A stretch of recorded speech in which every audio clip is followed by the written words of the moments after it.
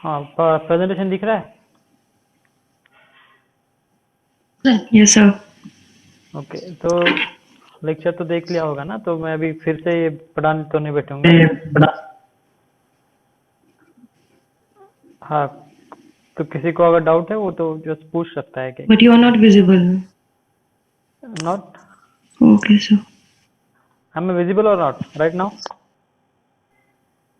Now you are visible, thank you sir. या तो किसी को प्रॉब्लम है तो अभी पूछ सकते हैं, क्योंकि I hope you all of you have watch my the last lecture on YouTube, and if anyone has any doubt, first we will see the doubts regarding the only lecture, and later on if some other doubts are there you can ask. So if anyone has any doubt regarding the lecture or subject or the syllabus of that, you can ask any point. So we have seen 3 points na. We have seen the cytoskeleton, and in that we have seen first the actin, then we have seen the microtubules, and the third part what we have seen is the intermediate filaments, right? So let me see, someone is asking a question. Hello sir, I am Hindi medium student, I am confused kahan se preparation karta hu. Say these questions we will take in last, not now. First, if there are any questions regarding the lecture which I have taught on YouTube, you can ask. See, whatever these sir diagrams are, na, these are diagrams are very easy to draw, at least, and I think what you should include all of these diagram while writing an answer on these point of three of the points. Okay, so that's why I have made it somewhat simpler. So yes, who is asking the question? Sir मेरा ये सवाल है, हम्म जो active filament तो slide है वो पीछे लीजिए आप थोड़ा सा, इसके पीछे वाला स्लाइड। ये नहीं, हाँ ये वाला। तो इसमें पॉजिटिव नेगेटिव एंड है, तो जिस साइड वो डायमर अटैच होते होंगे वो पॉजिटिव एंड है क्या? नहीं, और जहाँ से डिसोसिएट ये पॉजिटिव और नेगेटिव। निगेटिव जस्ट क्या है, पोलैरिटी से। पोलैरिटी का मतलब सेल में भी एक पोलैरिटी होती है ना, कोई तो भी फ्रंट साइड बैक साइड, तो वैसा एक पोलैरिटी ये डायमर मेंटेन करते हैं उसके लिए। और एक्चुअली इसका सिग्निफिकेंस क्या है मालूम क्या? जो प्रोटीन बाइंड होता है वो दोनों एंड पे होता है, पर जो rate of binding positive and में होता है ना, वो इससे ज्यादा होता है नेगेटिव एंड से, है ना। तो मैंने उसमें ज्यादा डिटेल्स गया नहीं, वो इससे पॉजिटिव एंड सिर्फ पोलैरिटी डिटरमाइन करने के लिए दिखाया। ऐसा कुछ नहीं है कि सिर्फ पॉजिटिव से ही बाइंड होते हैं निगेटिव से नहीं होते, ऐसा नहीं, तो दोनों तरफ से होते हैं। पर मोर जो रेगुलेशन होता है ज्यादा फास्ट, वो पॉजिटिव एंड में ज्यादा फास्ट बाइंड होते हैं as compare to the negative end. And उतना भी आपको ये नहीं है, मतलब जरूरत है नहीं, सिर्फ पॉजिटिव एंड पोलैरिटी के लिए वजह से है। पोलैरिटी पता है क्या होता है? पोलैरिटी मतलब कहाँ का फ्रंट बैक या फिर फॉरवर्ड या बैकवर्ड पोजीशन वो डिटरमाइन करने के लिए होता है। और हाँ वो सर। सिर्फ इसलिए होता है कि जो कुछ प्रोटीन्स है जो कि सिर्फ ये पॉजिटिव एंड को बाइंड होते हैं, सिर्फ पॉजिटिव एंड को बाइंड होते हैं, और कुछ ऐसे प्रोटीन है जो निगेटिव एंड को बाइंड होते हैं। और ये दोनों तरफ से जो प्रोसेस होता है पॉलीमराइजेशन का या फिर प्रोटीन बाइंडिंग का, वो पॉजिटिव एंड पे ज्यादा होता है बाइंडिंग का, पॉलीमराइजेशन का, as compare to the negative end. Okay, ये से रौद्रनाथ वसुधरनी कौन है यार ये? इसको म्यूट कर दे। हाँ, और कोई क्वेरी है क्या? हाँ, और कोई क्वेरी? नो सर, मुझे नहीं अभी मेरा। अच्छा, किसी और को कुछ क्वेरी होगी तो पूछ सकता है पहले रिगार्डिंग द लेक्चर।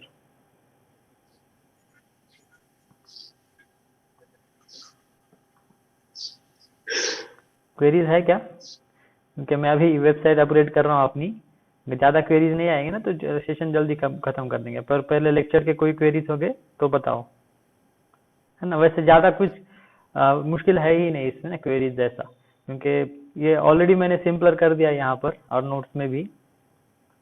ये डायग्राम्स सिंपलेस्ट है, इसमें भी कुछ प्रॉब्लम्स नहीं आ सकते। और ये सिर्फ प्रॉब्लम एक क्या आ सकता है, सी जो मूवमेंट होता है ना एक्चुअली, वो along with the help of some proteins होता है। सिर्फ एक्टिन ये क्या है, it's a kind of fibres और filaments, all this actin, microtubules and even intermediate filaments. But to actually move the cell, to actually do this locomotion, this cytoskeleton system or the cytoskeleton filament will require the energy, and that energy they will get from the accessory proteins or the proteins inside the cytoplasm. But in this in this lecture, we have not studied those proteins like myosin, troponin. And why we have not studied? Because first we need to study the translation, protein synthesis, then protein transport, and then the other types and function of the protein. Okay, so even if the question is asked specifically on the cytoskeleton system, you don't need to write those proteins which are helping the cytoskeleton system to move. Okay, but if the question has been asked like this, that write down how the cell carry out its locomotion, or write down what are the systems which involve in the locomotion, or what are the systems involved in the transportation of a cell or translocation of the cell. At that time you will have to explain all these skeletal system, and along with this you will also have to explain other proteins which are helping that movement. Okay, so once right now we have studied the cytoskeletal system, that is one part of the question. Okay, mostly the questions will be asked like this only, that explain the cytoskeletal system, and you will explain all these three.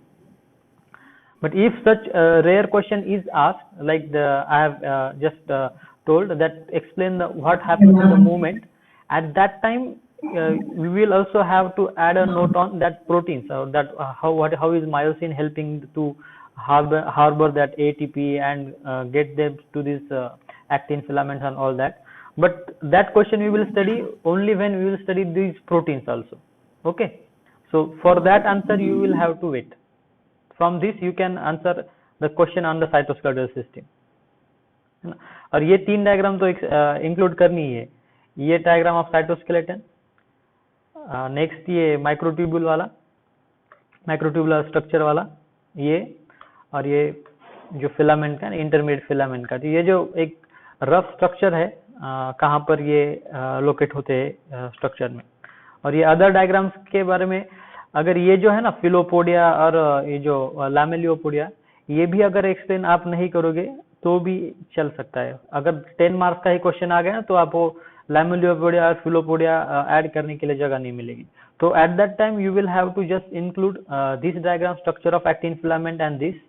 Then you will directly shift to these microtubules. You will draw this diagram of microtubules, then this diagram, then you will again shift to this intermediate filament, this diagram and this. Okay, और इसमें भी 10 marks के question में ये diagram को short करना पड़ेगा. आपको कैसे शॉर्ट किया है वो मॉडल आंसर में ही पता चलेगा. और ये डिसीजेस, सी अब तक ज्यादा ऐसे डिसीजेस पे क्वेश्चन नहीं पूछे ज्यादा, सिर्फ when you will have to include the diseases regarding this all the diseases regarding mitochondria, endoplasmic reticulum or any Golgi bodies. When there is a note on, suppose note on a mitochondria, note on its function, note on its lysosomal function, at that time you can include these diseases. Okay, but there is not even a single question like directly asked on these diseases. Okay, still I have just included one or two. Then this is important part, but we will study this in detail in mitosis. The next one is lecture hour. In that lecture we will study how these microtubules and all actin works to divide that cell actually, and these are just how that cytoskeleton system actually helps to identify that which is the front side of the cell, which is the back side, what is the top side, and all that. So that would be a function of all the cytoskeletal systems. So this was basically all about the lecture. So if anyone has any query regarding this lecture slides or any content, they can ask. Query है किसी को? नहीं है तो कोई other queries होगा तो वो भी पूछ सकते हैं. हम लेक्चर हम खत्म कर देंगे जल्दी, है ना. शॉर्ट में वैसे तो कुछ तो एक्सप्लेन किया मैंने, क्या क्या आपको कैसे क्वेश्चन आते हैं तो क्या लिखना चाहिए. और अगर ये स्टार्ट हो गया, ये हो गया, तो अगली बार मैं क्या करूँगा, ये डाउट सेशन के वीडियो भी यूट्यूब पे डालने वाला हूँ, पर वहाँ पर कुछ क्वेरीज भी आनी चाहिए तभी डालूंगा मैं. एंड अभी तो सिर्फ एक ही क्वेरी किया हमने, दीपिका ने पूछी.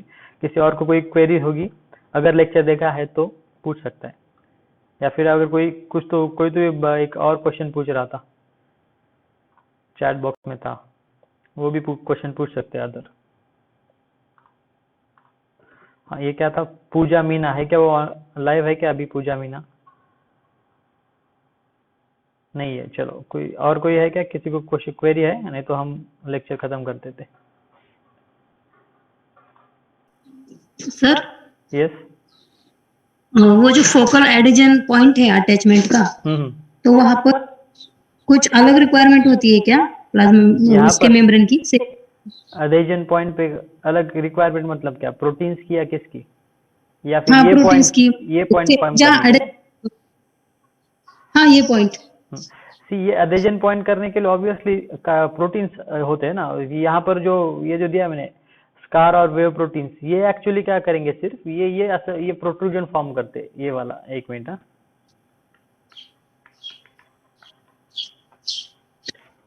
ये जो है ना, ये जो स्कार और वेव प्रोटीन है ना, ये प्रोट्रूजन फॉर्म करते हैं, यहाँ वाला ये। बट ये जो अटैचमेंट होता है अडेजन पॉइंट के लिए, इसके लिए अलग टाइप के प्रोटीन रखते हैं, सबस्ट्रेट जो आउटर मेम्ब्रेन पे सिचुएटेड रहते हैं। That would be helpful for the formation of that attachment. Okay, वो स्पेसिफिक प्रोटीन होंगे कुछ तो भी, पर वो अभी वो प्रोटीन्स क्या है तो यहाँ पर तो हमें करने की जरूरत है नहीं, है ना। पर यहाँ पर सिर्फ क्या होगा, या प्रोटीन होगा। ये जो सेल सरफेस है ना, यहाँ पर प्लाज्मा मेम्ब्रेन पे कुछ स्पेसिफिक काइंड ऑफ प्रोटीन्स होंगे। उस प्रोटीन्स की मदद से यहाँ पर ये जो सबस्ट्रेट है वहां पर एक अडेजन पॉइंट फॉर्म होगा। ठीक है। ठीक है सर। हाँ, अभी उतना ये भी अभी ज्यादा सिलेबस में है नहीं ना, तो वो कौन से प्रोटीन्स है ये इतना डिटेल में जाने की जरूरत है नहीं हमें। ठीक है। हाँ सर। क्वेरी है तो बोलो, नहीं तो हम लेक्चर खत्म करें। 15 मिनट हो गए ना। है क्या किसी को चैट बॉक्स में? एटलीस्ट नहीं है तो नहीं तो बोलो। No sir. ठीक है, फिर लेक्चर खत्म कर दे।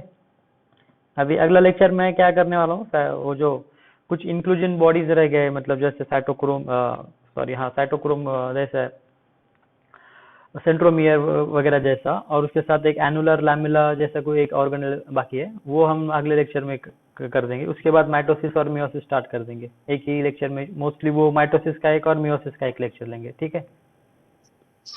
और मैं ओके सर। 12th के नीट बायोलॉजी के बेसिक के लिए एक लेक्चर चालू कर रहा हूँ, बेसिक बायोलॉजी के लिए।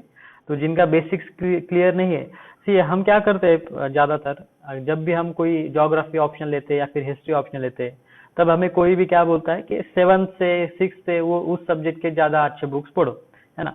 तो जोलॉजिकल बेसिक्स के लिए भी हमें वो जरूर है कि हम 7th से या फिर एटलीस्ट 11th एंड 12th का बायोलॉजी तो करें अच्छी तरह से, है ना। तो जिसका वो फाउंडेशन अच्छा नहीं है बायोलॉजी का, वो लेक्चर अटेंड कर सकता है नीट का। ठीक है सर। यस। किसी ने ग्रुप में क्वेश्चन पूछा था, unusual organelles in the cytoplasm, तो वो कौन से हैं? सी अनयूजुअल का उसका डायरेक्ट रेफरेंस मुझे कहीं नहीं मिला। मैंने ढूंढा पर मुझे नहीं मैंने मिला। भी ढूंढ भी नहीं मिला, इसलिए पूछ रही। हाँ, तो मे भी क्या होता है बहुत बार, मतलब वो एक्चुअल क्वेश्चन कहा है मैंने देखा नहीं है ऐसा, पर कुछ क्वेश्चन के टाइपिंग में भी मिस्टेक हो सकता है, क्योंकि मैंने तो रेफरेंस बुक्स भी दिखाए मैंने लास्ट लेक्चर में। मेरे पास ही इतने रेफरेंस बुक है कि मैं ऑलमोस्ट सब रेफरेंस बुक, इससे पहले ही ये क्वेश्चन अभी नहीं आया, इससे पहले ही पूछा गया था ये क्वेश्चन, तो तभी भी मैंने बहुत सर्च किया, पर मुझे डायरेक्ट रेफरेंस कहीं नहीं मिला है। तो अभी के लिए तो मैं उसका आंसर नहीं बता सकता हूँ, पर उसका आंसर मिल जाएगा किसी तो भी रेफरेंस बुक में। मैंने मेरे टीचर्स को भी पूछा है जूलॉजी के, पर उनको भी वो डायरेक्ट रेफरेंस नहीं पता, क्योंकि ये टर्म भी ऐसा कुछ स्पेसिफिक टर्म नहीं है ना। अनयूजुअल टर्म ये कैसा है, स्पेसिफिक टर्म नहीं है ना। अनयूजुअल बहुत, हाँ अनयूजुअल जरूरत इसको होती भी है। एक्चुअली मैंने कुछ जो सर्च किया है ना, उसमें ऐसे क्या है अनयूजुअल मतलब, सी ये जो प्रोटीन्स भी होता है ना, कुछ प्रोटीन्स बहुत बार क्या करते हैं, अपना प्लेस बदल जाते हैं ना, अपना प्लेस बदलते हैं, तो उनको उन प्रोटीन्स को प्रोसेस करने के लिए कुछ ऑर्गेनेल्स भी अपना प्रोसेस चेंज करता है। मतलब सपोज माइटोकॉन्ड्रिया है, माइटोकॉन्ड्रिया किस प्रोटीन्स के लिए कुछ तो भी माइग्रेशन करेगा थोड़ा, तो वो अनयूजुअल एक्टिविटी भी होगा। या फिर क्या होगा, कुछ ऑर्गेनेल्स को भी उन्होंने अनयूजुअल बोला है किसी मतलब रेफरेंस में ऐसा बोला है कि कुछ ऑर्गेनेल्स का लोकेशन अनयूजुअल होता है, मतलब जहां पर उनका सपोज लोकेशन होता है वो वहां पर नहीं है, इसकी वजह से भी उनको अनयूजुअल बोला जाता है। तो इसका ऐसा कोई स्पेसिफिक आंसर मुझे तो नहीं मिला अभी तक कि इसको अनयूजुअल ऑर्गेनेल बोला जा सकता है ना। तो अभी के लिए तो वो क्वेश्चन रख देते, जब कभी कहीं ना कहीं आंसर मिल ही जाएगा उसका, ऐसा नहीं है। पर अगर होगा क्वेश्चन भी वो सही होगा तो आंसर मिल ही जाएगा, है ना। पर मैं तो सर्च करने के लिए कहीं पर मतलब कोई बुक बाकी नहीं है मेरा ज्यादातर, पर देखते हैं फिर अगर मिला तो देखेंगे। ठीक है, ओके सर। हाँ ओके। तो चलो लेक्चर आज का भी यही खत्म कर देते। कल के लेक्चर के लिए भी मैं कर रहा हूँ प्रिपरेशन, और थोड़ा वेबसाइट का भी वर्क है। तो चलो मिलते हैं, बाय सर बाय। किसी का क्वेश्चन आया है? हाँ, चैट में है क्या? हाँ sir. Can we refer modern zoology by Ramesh Gupta for clearing basics? I am new to start my preparation, this is my first class. तो आपका माइक चालू नहीं है क्या Sumit Dongre? Yes sir, good evening sir. या गुड इवनिंग। तो आपका क्या है, ग्रेजुएशन एजुकेशन क्या है आपका? Sir I am BBSc and EH graduate from Maharashtra BVSC and EH veterinary science. Veterinary science, okay okay. तो वेटरनरी साइंस में Yes. आपका मतलब होगा बहुत सा पार्ट कवर हो गया होगा ना इसका, zoology का? Yes sir. हाँ I am referring Satyanarayan book for biochemistry and other cell biology structures. Okay But sir, problem is that I am very new to start all this. okay. So when do you have completed your graduation? When have you Sir, completed? I am in fourth year now. Okay. So you must be in a quite touch with zoology. Okay. So what I would suggest you to is that first go through 11th and 12th NCERTs of biology. Have you gone through? Yes sir, I have thoroughly read it along my NEET preparation previously third year backs. Okay. See, these Ramesh Gupta's modern zoology, so these won't help for a complete or a study of zoology. What you need to do right now is that you have already covered 11th and 12th NCERTs, right? So right now you Yes, need to select a topic from the zoology, and once you have selected a topic, you should go through previous year questions on that. And once you have that idea about what kind of questions are being asked previously, then you should search for only the sources of that point only. If you are studying cell biology, then you should directly go for cell biology books. Don't go for these general zoology books. I also have some other Yes. authors general zoology book, but they don't help much, because see, when we want a quality answer, that can be mostly found in this suppose there is a book on cell biology, in that book only. Okay. अभी तो ऐसा कोई मतलब book नहीं है जिसमें पूरा अपना zoology का सिलेबस एक ही बुक में है, जैसे मॉडर्न zoology पूरा इस एक ही मिल में जाएगा, ऐसा कोई नहीं है अभी तक, है ना। Okay, तो sir. ऐसे बुक्स के अलावा ये अच्छा होगा कि आप एक टॉपिक कोई भी सेलेक्ट कर लो। First select a topic and then you ask for the reference books of that topic. Then I will suggest you that from which books you should go. I can also suggest you some PDF also, but don't go for Okay, sir. such general zoology books. I also have in my PDF library almost 4 to 5 books of just modern zoology or general zoology, but they don't help much in me with preparation. Okay, sir. Okay, sir. But still, if actually I haven't seen, but if it is a general book or which the author looks very quite मतलब locally author दिखते हैं, बड़ा book है या फिर just general book है उसका, रमेश गुप्ता का? सर बड़ा बुक है, मतलब आई थिंक 700 पेजेस से ज्यादा पेजेस है उसमें। वो मैंने नीट के समय पढ़ा था। अच्छा, तो वो नीट के बेसिक्स के लिए होगा शायद, क्योंकि अब इसमें तो यस सर। हाँ, वो मॉडर्न जूलॉजी मैंने तो अभी तक नहीं नाम सुना ना इसका, जूलॉजी स्पेशल के लिए, तो शायद नीट के लिए होंगे स्पेशल। Yes sir. नीट के सर लिए है क्या? Evaluation classes Is it that Hello? Ramesh Gupta book is specific for NEET preparation or yes sir, there are two books, NEET Biology from Wills Publications. okay, It is also the very helpful for zoology, okay. and this So is that, modern zoology, one of the best books for zoology purpose. but they must be focusing on NEET only, na? Not other Yes sir, yes sir. major exams. So that's why Yes. I may have not heard about them. But that's why I'm suggesting you that even if you want to go through basics, just read 11th and 12th NCERTs. Don't go for other books, because what will happen, as you have already covered 11th and 12th NCERTs. Now, if you for only basics refer this Ramesh Gupta book, then it will all obviously take a lot of time of you. and then you Yes. also need some other reference books also. So that would be just a very waste of time literally. So don't go for such books. Now directly go for books related to that topic only. Okay, sir. Okay, sir. Okay. Okay, some other queries? Thank you very much. Okay, Thank you very much, sir. welcome. Can we refer हो गया? No voice, no audio, is it? No. Check your net, yes. So अगर query अगर पूछ सकते हैं ना कोई किसी को, और 6 मिनट रुकता हूँ मैं, 24 हो गए हैं ना, तो 6 मिनट में किसी को क्वेरी आ गई तो पूछ सकते हैं या फिर लेफ्ट कर सकते हैं सेशन।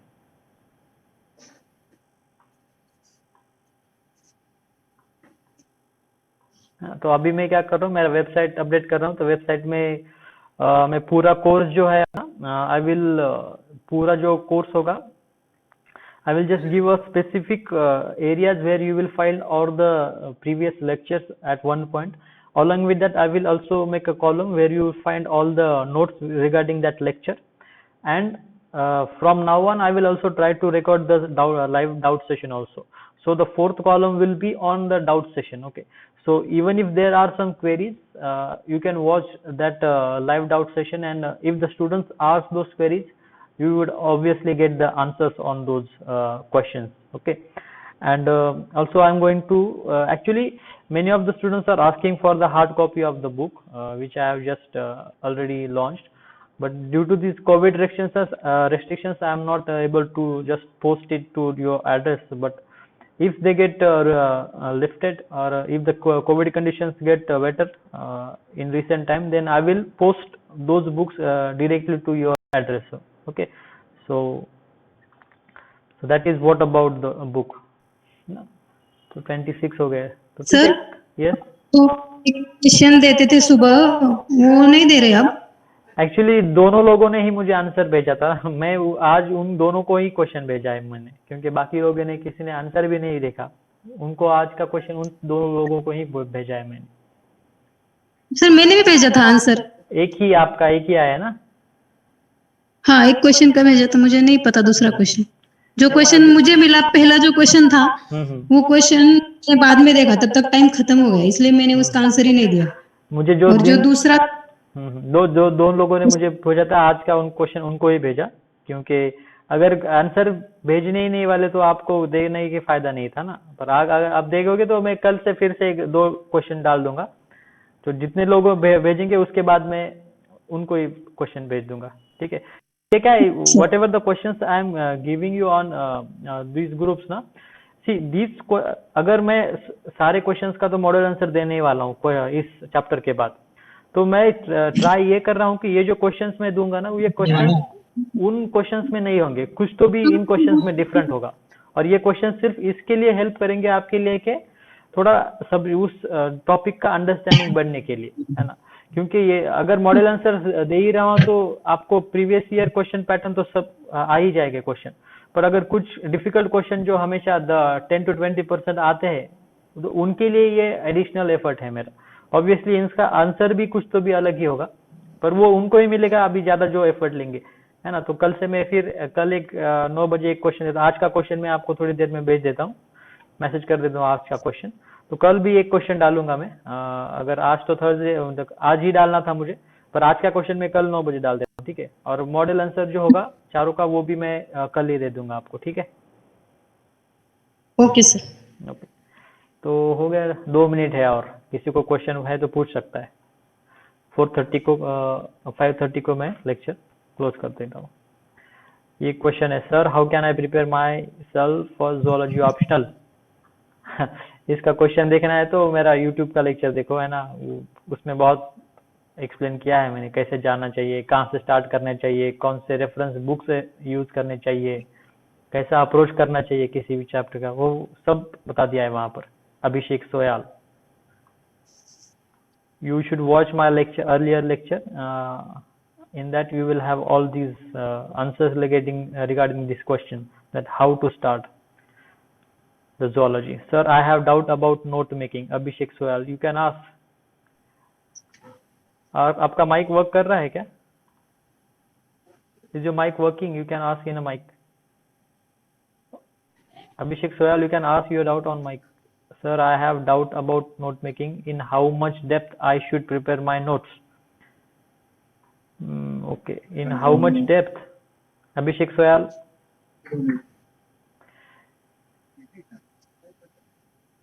माइक चालू करो आपका. स्नेहा इज सेइंग मेरे को नई वीडियो नई ऑडियो दिख रहा. So that must be a problem with your and.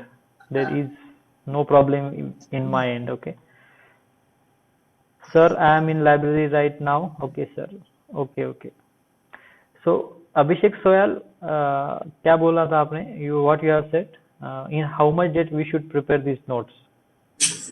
See, for these, if you are thinking that while reading the zoology, time to time you are getting out of the focus, or you are reading too much, or you are making very big or very lengthy notes on that subject, then there is one thing you should do, that you should read those against the previous year questions only again and again. Because when you read those questions about a topic, you will know that if the questions is not asked on such an angle of, or such a topic in this angle, you won't read that. Okay. अगर आपको पता है कि सिर्फ structure पे ही question पूछा है cytoskeletal की, तो आप उनके जेनेटिक डिसीजेस का जो पॉइंट है वो नहीं पढ़ोगे आप, है ना. अगर आपको पता है कि सिर्फ फंक्शन पूछा है साइटोस्केलेटन का क्या है, then you won't read the proteins which are involved in this cytoskeletal movement, right? So for that you should refer the previous year questions. The first thing is that you should, if you are a graduate in a life science background, you would already know that what depth should be there for a zoology. If you are not, or even if you, yes, who is it? Abhishek Soyal. Yes sir. Okay sir, I am BTech in biotechnology. Okay, so you must be having quite a good knowledge about the zoology. So what I'm saying is that but time to time you should read the previous year questions. Even I am doing that whenever I read a single topic or from these books now. So as I am trying to make the notes very quality notes, I also read lot of book for that. But by doing that, many times I just read many topics which are not even the syllabus. But for that I read, at the same time I read the syllabus also and the previous year question also. At that time I just वहाँ तब मैं क्या करता हूँ, जो बहुत ज़्यादा unnecessary part लगता है वो मैं डिलीट कर देता हूँ, या फिर कुछ अननेसेसरी पार्ट अगर मैं पढ़ रहा होता हूँ तो वो मैं नहीं पढ़ता हूँ. तो इसके लिए मुझे सिलेबस पॉइंट और प्रीवियस ईयर क्वेश्चन, ये दोनों ही हेल्प करते हैं. ठीक है. So sir, how much specialization is needed? Sorry? How much specialization is needed for making notes? How much specialization is needed for making notes? Yes sir. Which specialization are you talking it's about? For our optional. Sorry? Which specialization are you talking about? Sir I am talking about making notes. मतलब जो answer है हमारा वो एक ऐसा graduate level का दिखना चाहिए. मतलब ऐसा नहीं कि जिसको बेसिक दिखते हैं. नहीं, ऐसा नहीं है. सिर्फ ग्रेजुएट लेवल का ही, मतलब मैं ऐसा स्पेशलाइजेशन नहीं बोल रहा कि you should have a graduate level specialisation और post graduate level position. This is not, this is just specialisation. मतलब आपका बहुत बार ये इंटरेस्ट की वजह से भी डेवलप होता है कि आपको पता होता है कि इस क्वेश्चन में क्या आ सकता है ना. तो ये मतलब कितना सब्जेक्ट का अंडरस्टैंडिंग है उस पे डिपेंड रहता है आपका. और वो अंडरस्टैंडिंग बहुत बार तो पीजी करने के बाद भी किसी लोगों को नहीं आता, और बहुत बार होता है जो फर्स्ट ईयर और सेकंड ईयर में वो अंडरस्टैंडिंग आ जाता है. तो वो इस पे डिपेंड रहेगा कि आप कैसे वो सब्जेक्ट को अप्रोच किया है इससे पहले, या फिर कहाँ से पढ़ा है. तो उस पे आपको डिपेंड रहेगा ना. रीडिंग पे आपका डिपेंड रहता है. Thank you. Okay, welcome.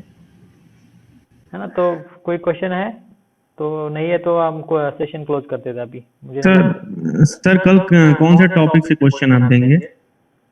कल अभी एक टॉपिक में बता दूंगा तो कुछ फायदा नहीं होगा ना. तो ये लेक्चर्स लूंगा, अगर आप रेगुलर लेक्चर कर रहे होगे तो ही आपको फायदा होगा.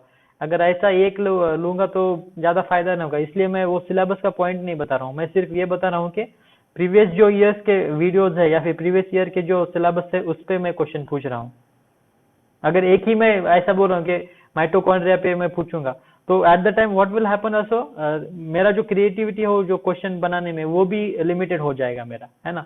तो वो मुझे क्रिएटिविटी में कोई ये नहीं, कॉम्प्रोमाइज नहीं चाहिए. इसलिए मैं पूरा अब तक का जो सिलेबस लिया है, सिखाया है ना, वो ले रहा हूँ, है ना। तो सेल बायोलॉजी के जो अभी 10 चैप्टर मैंने 10 लेक्चर्स मैंने लिए ना, उसी से रिलेटेड क्वेश्चन होगा कल का 9 बजे का, ठीक है।